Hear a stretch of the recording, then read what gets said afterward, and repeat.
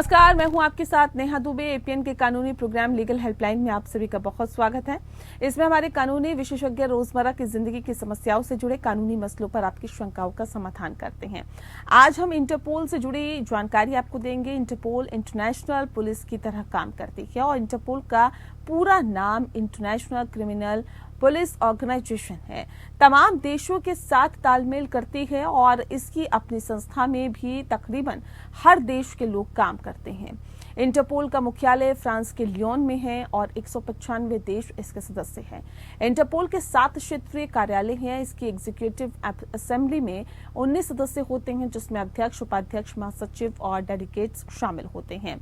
बता दें कि जिस तरह से दुनिया और तकनीक बदली है, उसी के हिसाब से इंटरपोल का काम भी बदला है और इसके कामों में सीमा से लेकर तस्करी, फ्रॉड, डिजिटल अपराध, बहुत सी चीजें इसके काम में शामिल है, जो कि ये सदस्य देशों के साथ सहयोग लेकर करता है। ये तो ठीक है बुनियादी जानकारी, और ऐसे में विस्तार से जानकारी आपको देंगे आज के हमारे कानूनी विशेषज्ञ परमानंद पांडे जी।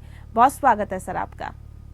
अगर आपका भी इंटरपोल से जुड़ा हुआ कोई भी सवाल है तो आप हमें कॉल कर सकते हैं। परमानंद पांडे जी हमारे साथ लगातार जुड़े हुए हैं, जो बताएंगे आपको उस विषय के बारे में तफसील से। नंबर्स, फोन लाइंस खुल चुकी हैं। बता दें आपको कि इंटरपोल से जुड़ी हुई कोई भी जानकारी अगर आपको चाहिए तो 012061279337 पर कॉल करिए या फिर 012061279338 पर भी कॉल कर सकते हैं।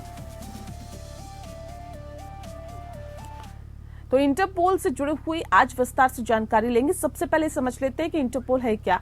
परमानंद जी, सबसे पहले हमारे दर्शकों को बताइए कि इंटरपोल क्या होता है। इंटरपोल जो इसका फुल फॉर्म है वो तो यही है कि इंटरनेशनल क्रिमिनल पुलिस ऑर्गेनाइजेशन। एक तरह का ये इंटरनेशनल ऑर्गेनाइजेशन है पुलिस का, जो पहले तो जब इसकी शुरुआत हुई थी, इत्तेफाक की बात है, एक पहले शुरू में ये बता दूं मैं कि ये सितंबर 1923 में इसकी स्थापना हुई थी। तब केवल 20 सदस्य देश थे इसमें। आज सदस्य देशों की संख्या 195 हो गई है। तो एक तरह का ये पुलिस ऑर्गेनाइजेशन है, इंटरनेशनल पुलिस ऑर्गेनाइजेशन है। हालांकि इस पुलिस ऑर्गेनाइजेशन में कोई अपना हर देश के पुलिस होती है जो इसको सहयोग करती है। इसका कोई अपना अलग से स्वरूप नहीं होता है कि हमारी पुलिस है ये पुलिस, जैसे दिल्ली पुलिस हो या यूपी पुलिस हो या पाकिस्तान की पुलिस हो या अफगानिस्तान की पुलिस हो। इस ढंग से ऐसी कोई इंटरनेशनल इंटरपोल नहीं होती है, इंटरनेशनल पुलिस नहीं होती है। ये सारे देशों के जो उसमें सदस्य हैं उनका सहयोग प्रदान करना और उनसे सहयोग लेना, जिससे कि क्राइम को किसी तरह से कम किया जा सके या रोका जाए।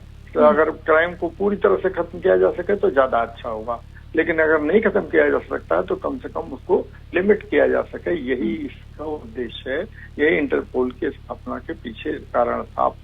आजकल लेकिन जैसे आपने अभी अपनी बात में बताया कि आजकल परिस्थितियां एकदम पूरी तरह से बदल चुकी हैं। ये 1923 का जमाना नहीं रहा गया कि जब छोटी मोटी चीजें होती थी, घटनाएं होती थी। आज डिजिटल क्राइम होने लगे हैं, आज मनी लॉन्ड्रिंग की घटनाएं होने लगी हैं, आज टेररिज्म बढ़ गया है। तो ऐसी तमाम सारी चीजें बढ़ गई हैं जिनको लेकर के आपको पूरी तरह से state of the art technology जिसको कह सकते हैं पूरी तरह से आधुनिकीकरण होगा, तभी इस तरह के पर कंट्रोल किया जा सकता है। यही उद्देश्य है इंटरपोल। जी ठीक है। इंटरपोल का उद्देश्य तो आपने बता दिया सर। ये भी बता दिया कि इंटरपोल होता दरअसल क्या है, इसकी स्थापना क्यों हुई थी, लेकिन ये काम कैसे करता है, इसके काम करने का तरीका क्या है सर?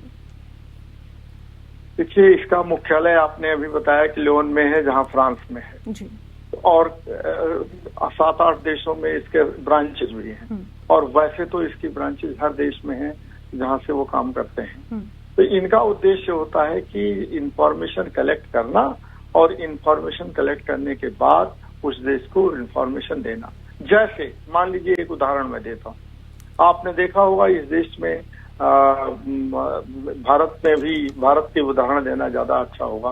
भारत में जैसे दाऊद इब्राहिम है। दाऊद इब्राहिम के बारे में हमारे यहाँ से इंटरपोल से ये कहा गया कि आप इस पर एक रेड कॉर्नर नोटिस जारी करिए।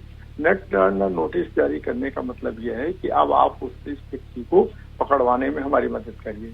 अभी दाऊद इब्राहिम के बारे में, हालांकि ये सबको मालूम है कि वो कराची में रहता है और पाकिस्तान में रहता है, लेकिन पाकिस्तान की सरकार खुलेआम इस चीज को डिनाई करती है कि हमारे यहाँ दाऊद इब्राहिम नहीं रहता। तो इसी नाते इंटरपोल की मदद हमको लेनी पड़ती है और इंटरपोल से ये कहा जाता है कि उस आदमी को आप पहचानिए और वो कहाँ पर है, उस चीज की जानकारी ली जा सके, जिससे आपकी मदद से लेकर के हम उसको गिरफ्तार करके और अपने देश में ले आ सकें। ऐसे भी एक नहीं कई उदाहरण है। जैसे आपको मालूम होगा कि यहाँ का एक अपराधी व्यक्ति है मेहुल चौकसी। मेहुल चौकसी जो गया वो एंटीगुआ में रह गया, जो टापू देश है वहां पर चला गया और वो वहां पर कहने लगा कि मैं नहीं आऊंगा। मनी लॉन्ड्रिंग के मामले में वो क्रिमिनल इस तरह का है, उसके लिए इंटरपोल से नोटिस जारी कराई गई, लेकिन फिर भी वो पकड़ नहीं आया। तो ऐसा कई बार ये स्थिति आती है कि इंटरपोल नोटिस जारी करता है सदस्य देश के आग्रह पर कि हमारे यहाँ ये खतरा हो चुका है और इंधन के खतरे किए जा रहे हैं, इन खतरों को रोकने में आप हमारे, ये इंटरपोल का उद्देश्य है और ये इंटरपोल इसीलिए इसको बनाया गया है। जी बिल्कुल। तो कैसे काम करता है ये भी आपने बताया, क्यों बनाया गया ये भी आपने बताया, लेकिन इंटरपोल नोटिस जारी करता है और ये नोटिस दरअसल और क्यों जारी किया जाता है, एक तो उदाहरण आपने दे दिया, बाकी इसके बारे में सर थोड़ा डिटेल में जानकारी दीजिए। देखिए, इसका तो यही है कि जैसे हमारे देश में या किसी भी देश में अगर किसी व्यक्ति से खतरा होगा, जैसे आपको मालूम होगा कि एक विकीलीक हुआ था। विकीलीक के बारे में अमेरिका में ये स्थिति आ गई थी कि वहां पर तमाम सरकार के ऊपर खतरा आ गया था। तो विकीलीक में काम करने वाले व्यक्ति ने कहा गया कि ये कहाँ गया, उसको स्नोडेन को पकड़ने के लिए वो इंटरपोल से नोटिस जारी कराई गई और वो एक भगोड़ा साबित हो गया। कभी वो चीन में चला गया, कभी रूस में चला गया। अब वो दोनों देशों की सरकारें कहती हैं कि हमारे पास वो नहीं आया है। यही स्थिति यहाँ पर हुई कि हमारे यहाँ के जाने वाले जिसने आदमी क्रिमिनल हमारे यहाँ क्राइम कराता है, आतंक फैलाया पूरी तरह से और हमारी इकोनॉमी को ध्वस्त करने के लिए प्रयास किया गया, ऐसे व्यक्तियों के लिए भारत सरकार ने चिन्हित किया और चिन्हित करने के बाद इंटरपोल की मदद ली, क्योंकि भगोड़े हो जाते हैं। वो इस देश में रहते तो इस देश के कानून की गिरफ्त में आते और उनको गिरफ्तार करके उनके खिलाफ मुकदमा चलाया जा सकता, उनको जेल में डाला जा सकता। लेकिन जब वो देश से बाहर चले गए हैं तो बिना उनको गिरफ्तार किए हुए और बिना उनको एक्स्ट्राडाइट किए हुए, बिना उनका यहाँ पर उनको ले आए, एक्स्ट्राडिशन की ट्रीटी होती है, जब तक वो एक्स्ट्राडिशन उनका नहीं होगा वो यहाँ ले आ जाएंगे, न तो उन पर मुकदमा चलाया जा सकता है और न ही उनको जेल में रखा जा सकता है, न ही उनके खिलाफ कोई कार्रवाई की जा सकती है। तो इसी नाते इंटरपोल की ली जाती है कि इंटरपोल हमको ऐसे व्यक्तियों को हमने चिन्हित कर दिया है और आप कोई अतिरिक्त जानकारी प्राप्त करते हैं तो हमसे जानकारी हमको दीजिए, जिससे हम उस व्यक्ति को पकड़ें और हम एक्स्ट्राडिशन की ट्रीटी के तहत उसको ले आए अपने देश में, या हमसे कोई और अतिरिक्त जानकारी आप प्राप्त करना चाहते हैं तो आप दीजिए। तो इंटरपोल का काम दोनों होता है, जानकारी देना और जानकारी लेना भी, और ये जानकारी लेने देने के आधार पर ही ऐसे क्रिमिनल्स को हम पकड़ के ले आ सकते हैं और ऐसे क्रिमिनल्स के खिलाफ कार्रवाई की जाती है। यही मुख्य बात जो है इंटरपोल के साथ जुड़ी हुई है। और इंटरपोल में अब 195 देश हैं, इसके सदस्य हैं। यही एक बात है कि इंटरपोल की नोटिस जो जारी होती है उसके बारे में सूचना अगर मिलती है तो ये हमारे लिए मैंडेटरी होता है, ये हमारे लिए आवश्यक है, अनिवार्य है कि हम उस सूचना को दूसरे देश के साथ जिससे वो संबंधित है हम अपने यहाँ इकट्ठा करके उस देश को दें और इंटरपोल के माध्यम से दें। ये तो जरूरी हो गया, मैंडेटरी है। अगर नहीं करते हैं तो सदस्य का देश रहने का कोई मतलब नहीं रह जाता है। इसीलिए इस देश में ये देखते हैं कि मान लीजिए अमेरिका में कोई व्यक्ति रह रहा है और वो अमेरिका ने इंटरपोल के नोटिस जारी करा दी है, तो जो भी सदस्य देश हैं उन सबके लिए एक अनिवार्य हो जाता है, आवश्यक हो जाता है कि वो उसके बारे में जानकारी दें और बताएं। जी बिल्कुल। सर ये भी बताइए कि ये कहा जाता है बार बार कि इंटरपोल ने ब्लू कॉर्नर नोटिस जारी किया है, ये ब्लू कॉर्नर नोटिस होता क्या है? अब देखिए वैसे तो कलर कोडेड जो है, कहते हैं सतरंगी नोटिस यहाँ होती है, माने 7 कलर हैं ना, तो 7 रंग के नोटिस होते हैं। तो ये इंटरपोल के साथ साथ ये सतरंगी नोटिस जारी की जाती है। तो सबसे महत्वपूर्ण नोटिस जो होती है वो रेड कॉर्नर और ब्लू कॉर्नर, महत्वपूर्ण नोटिस में बात की जाती है कि रेड कॉर्नर नोटिस क्या है। रेड कॉर्नर नोटिस का मतलब यह है कि आप उस व्यक्ति को अगर चिन्हित कर गए हैं और आपके देश में वो पकड़ा गया किसी देश में, तो उस देश की ये जिम्मेदारी होती है कि उसको गिरफ्तार करके वो भेज दे। ये वो इंटरपोल को सौंपो और इंटरपोल उस दूसरे देश जहां से उसके लिए नोटिस जारी कराया गया है उस देश को सौंपे। ब्लू कॉर्नर नोटिस का तात्पर्य होता है कि वो उस व्यक्ति के बारे में जितनी जानकारी ले सकते हैं वो जानकारी प्राप्त करें, और ब्लू कॉर्नर नोटिस को उससे पूरी जानकारी प्राप्त करने के बाद उसके बारे में हमको बताएं, या कोई और जानकारी हमसे चाहिए तो उसके बारे में पूरी जानकारी दें। तो रेड कॉर्नर का होता है कि आप उसको अरेस्ट करके ले आएं और उसको सौंपें। ब्लू कॉर्नर का मतलब कि आवश्यक जानकारी जो चाहिए वो हमसे लीजिए, या आवश्यक जानकारी हमको प्रदान करिए जिससे उस व्यक्ति को गिरफ्तार कराने में हमको सहायता मिल सके, हमारा उद्देश्य पूरा हो सके। तो ये ब्लू कॉर्नर और रेड कॉर्नर, ये दो महत्वपूर्ण नोटिसें होती हैं, और बाकी जो ये सतरंगी नोटिस होती हैं उनमें होता है ब्लू और रेड सब होता है, लेकिन रेड कॉर्नर और ब्लू कॉर्नर में यही दोनों में मेन डिफरेंस है और कोई डिफरेंस नहीं। जी सर, थोड़ा सी इंफॉर्मेशन आप हमें येलो नोटिस और black notice, green notice, orange notice और पर्पल नोटिस के बारे में भी आप थोड़ी सी इंफॉर्मेशन हमारे दर्शकों को दे दीजिए। देखिए, मैंने आपको शुरू में बताया ना कि ये सतरंगी नोटिस है। सतरंगा के एक 8वां नोटिस इन्होंने ये बना दिया है कि यूएन का नोटिस, मान लीजिए जैसे कोई व्यक्ति यूनाइटेड नेशन सिक्योरिटी काउंसिल के बारे में कोई अगर उसको नोटिस जारी किया गया है, तो यूनाइटेड नेशन सिक्योरिटी काउंसिल के नोटिस के बारे में तो वो एक 8वीं नोटिस है। उस नोटिस के बारे में पूरी दुनिया के सारे लोग उसको सूचना देते हैं। लेकिन अब ये सतरंगी नोटिस के बारे में, तो रेड कॉर्नर नोटिस के बारे में तो गिरफ्तारी से संबंधित हो गया, और ब्लू कॉर्नर नोटिस का मतलब यह है कि आप उसके बारे में सूचना इकट्ठा कर रहे हैं, आप दीजिए। और बाकी सारी नोटिस में जो स्थिति आ गई है, येलो नोटिस है। अब येलो नोटिस में उस व्यक्ति के बारे में कौन सी जानकारी प्राप्त करनी है, क्या जानकारी है, उसके नोटिस से उससे आप उस देश से, सदस्य देश से प्राप्त करेंगे। और ऑरेंज नोटिस, ऑरेंज का रखते हैं। पर्पल नोटिस, पर्पल माने एक बैगनी रंग का जिसका आधार दिया गया है कि उसका मतलब ये रखा गया है कि आप हमको नोटिस का जानकारी मिलेगी और इनविटेबल खतरा कोई है, ऐसा खतरा जो अवश्यंभावी है। कई बार खतरे होते हैं ना कि उनकी संभावना बनी रहती है, लेकिन कुछ खतरों में ऐसे होते हैं कि वो खतरे अवश्यंभावी हैं। तो ये दोनों में ही खास तौर पर इतना ही अंतर रखा गया है कि एक में संभावना है उस खतरे को टालने के लिए कैसे खतरे को टाला जाए, और एक में अवश्यंभावी खतरा हो गया है, सतर्कता उसमें बढ़ा दी जाती है। इसी नाते ये ऑरेंज और ब्लू का हो गया। ग्रीन में ग्रीन की नोटिस हो गई, ग्रीन और ब्लैक में नोटिस में यही बात होती है कि वो सूचना को किसी तरह से आप ले आइए और उस सदस्य देश के सामने रखिए कि जिससे कि उसको उस क्राइम को कंट्रोल करने में मदद मिल सकती है, और वो कोई और सूचना की जरूरत होती है तो हम उस सूचना को देंगे जिससे कि क्राइम कंट्रोल किया जा सके। ये मुख्य तौर पर है। इसके अलावा एक मेन चीज इस चीज को जान लीजिए कि ये सारी जो कॉर्नर नोटिसेस हैं, जो सतरंगी नोटिस जारी की जाती हैं, ये इनका आज के जमाने में खास तौर पर ये 21वीं शताब्दी में 3 तरह के क्राइम जो है बहुत जबरदस्त बढ़ गए हैं। इनको आसानी से नहीं कंट्रोल किया जा सकता। चोरी डकैती के मामले नहीं है, इसमें तो वो 10,000, 15,000, 20,000 करोड़ रुपए लेकर के और भाग के चले गए, और 10,000, 15,000 करोड़ रुपए में किसी देश की वित्तीय व्यवस्था खराब हो सकती है और बदल सकती है। और एक और भी है, टेररिज्म इस कदर फैल चुका है पूरी दुनिया में कि आपको देखेंगे कि पूरे सत्ता को परिवर्तित कर दिया जाता है। और पहले तो यह था कि मिलिट्री कू होता था, आजकल टेररिस्ट ही इतना आतंक मचा देते हैं कि पुलिस के जा रहे हैं लोग, आर्मी के लोग जा रहे हैं, उनको कहीं से किसी तरह से हमला करके पकड़ लेते हैं। तो ये एक असंभावी खतरा हो चुका है। इस खतरे को रोकने के लिए ही इंटरपोल की मदद ली जाती है।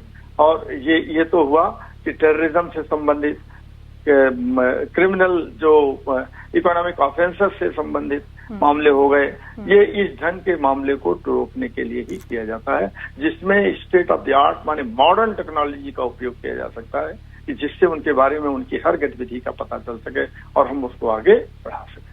बात करें इंटरपोल के बारे में, और परमानंद पांडे जी हमारे साथ जुड़े हुए हैं जो कि बहुत ही विस्तार से इस पूरे मामले के बारे में जानकारी दे रहे हैं, हमारे दर्शकों को बता रहे हैं। अगर आपका भी कोई सवाल है इससे रिलेटेड तो आप हमें कॉल कर सकते हैं। फोन लाइंस खुली हुई हैं, नंबर्स भी आपके टीवी स्क्रीन पर लगातार हम फ्लैश कर रहे हैं। सवाल इस बात को लेकर भी है परमानंद जी, क्योंकि इंटरपोल संयुक्त राष्ट्र सुरक्षा परिषद विशेष नोटिस की भी हम बात की जाती है, ये क्या होता है, इसके बारे में भी बताइए। ये बात है नेहा जी, इसमें कि यूनाइटेड नेशंस जो सिक्योरिटी काउंसिल है, ये इसको जिसको कह सकते हैं संयुक्त राष्ट्र सुरक्षा समिति। सुरक्षा समिति किसी व्यक्ति पर कभी मान लीजिए, जैसे ऐसे व्यक्ति को अगर उसने ये कह दिया या ऐसे देश के प्रति कह दिया कि वो देश जो है खतरे के साबित हो गया, मैं नाम नहीं लेना चाहूंगा, लेकिन किसी समय में सुरक्षा परिषद में ये बात कह दी गई थी कि उत्तर कोरिया का एक तानाशाह है जो कि पूरी दुनिया के लिए खतरा हो चुका है। हालांकि उसके खिलाफ कोई कार्रवाई नहीं हुई और न कार्रवाई हो सकती थी, क्योंकि उसके अगर जब सुरक्षा परिषद ने अगर कोई प्रस्ताव पारित तो सुरक्षा परिषद के ही सदस्य देश जो है उसके कहते हैं कि नहीं, ये नहीं, इसके खिलाफ आप कोई कार्रवाई नहीं कर सकते। लेकिन उसका मुख्य उद्देश्य होता है कि यूनाइटेड नेशंस जो यूनाइटेड संयुक्त राष्ट्र सुरक्षा परिषद है, अगर वो व्यक्ति उससे मान लिया गया है कि ये व्यक्ति खतरा है हमारे लिए या इस देश के आदमी खतरा है, तो उसके खिलाफ जो नोटिस जारी किया जाता है वही यूनाइटेड नेशन सिक्योरिटी काउंसिल की ये काउंसिल के नोटिस जारी की जाती है। 8वें नोटिस के आते मान के चलते हैं। और इसमें यह है कि सारे सदस्य देश जो 195 सदस्य देश हैं, सबको इस बारे में सहयोग करना पड़ेगा कि वह उनकी पुलिस इस चीज को सहयोग करेगी कि कैसे इस व्यक्ति या इस संगठन को इसको काबू में रखा जा सके। ये इसके बारे में सारी जानकारी, तो ये सबसे जरूरी चीज है कि ये इसके बारे में हम जानकारी रख सकते हैं जी। और एक मेन चीज तो ये है कि जैसे कि इंटरपोल का मुख्य उद्देश्य है कि जैसे ऑर्गेनाइज्ड क्राइम हुआ, ऑर्गेनाइज्ड क्राइम को रोकने के लिए किस ढंग से, जैसे आप देखते होंगे कि तमाम हमारे देश की बेटियां जो हैं, बहुत सारे ऐसे या कई देशों की बेटियां जो है वो चली जा रही हैं ऑर्गेनाइज्ड क्राइम के तहत। उनसे क्या कहते हैं कि वो प्रोस्टिट्यूशन के मामले में उनको ढकेल दिया जाता है। तमाम ऐसे देशों में वो पहुंचा दी जाती हैं जहां पर कि उनके एक देश से दूसरे देश में। तो इसको कौन रोकेगा? जैसे नेपाल से कोई बच्ची आ रही है हमारे यहाँ, या हिंदुस्तान की कोई बच्ची चली जा रही है किसी दूसरे देश में, तो ये एक तो ऑर्गेनाइज्ड क्राइम हुआ ना। तो इस ऑर्गेनाइज्ड क्राइम को भारत की पुलिस का क्षेत्र जो है वो एक सीमा तक है, तो इस सीमा उसके भारत की सीमा तक है। नेपाल की पुलिस का क्षेत्र जो है नेपाल तक है। अब लेकिन ये क्राइम तो इंटरनेशनल है, अंतर्राष्ट्रीय स्तर पर हो रहा है, तो इसको रोकने के लिए इंटरपोल की जरूरत होती है।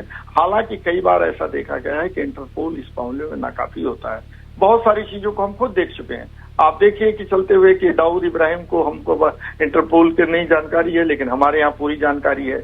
मेहुल चौकसी के बारे में हमारे यहाँ पूरी जानकारी है और हम पूरी जानकारी देते हैं।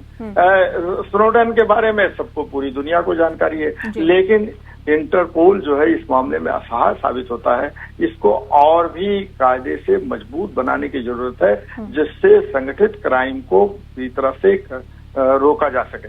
अब आजकल एक और क्राइम बढ़ गया है, वो साइबर क्राइम है। साइबर क्राइम तो इतना तक बढ़ गया है कि गांव-गांव में ऐसी स्थिति आ जाती है। आए दिन पर देखते होंगे कि किसी का फोटो लगा करके और किसी से कुछ कर दिया जाए, किसी का अकाउंट नंबर किसी तरह से लेकर के उसको खाते से उसको निकाल दिया जाता है। तो ये तो एक ऑर्गेनाइज्ड क्राइम हुआ कि नहीं? और ये क्राइम कोई छोटे लेवल पर नहीं है। ये विदेश में बैठा हुआ व्यक्ति जो है वो आपको फोन करता है, फोन करके आपको कई सूचनाएं लेता है और उस सूचनाओं के आधार पर आपका मतलब हम सारे लोगों का वो दोहन करता है। तो ऐसी चीजों को रोकने की जरूरत है और ये इसको इंटरपोल को पूरी तरह से चौकस और चौबंद बना करके ही किया जा सकता है। जी चलिए, बहुत शुक्रिया आपका परमानंद पांडे जी। आपने बहुत विस्तार से, बहुत तफसील से हमारे दर्शकों को इंटरपोल के बारे में बताया। आपका बहुत बहुत शुक्रिया हमारे साथ इस खास कार्यक्रम के माध्यम से जुड़ने के लिए। लीगल हेल्पलाइन में फिलहाल के लिए इतना ही। नमस्कार।